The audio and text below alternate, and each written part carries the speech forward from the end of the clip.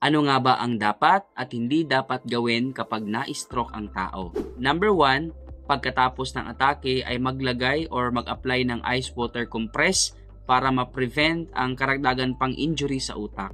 Number 2, dalhin kaagad ang pasyente sa pinakamalapit na ospital. Number 3, kinakailangan na i-secure ang medication para po sa high blood pressure. Number 4, maglagay ng hot compress para sa mga naparalyzed na extremities. Number 5, huwag pakainin ng pasyente ng meat and meat products or lahat ng klase ng karne. Yung fowl meat, yung makukuha po natin na karne sa mga manok or sa mga lumilipad.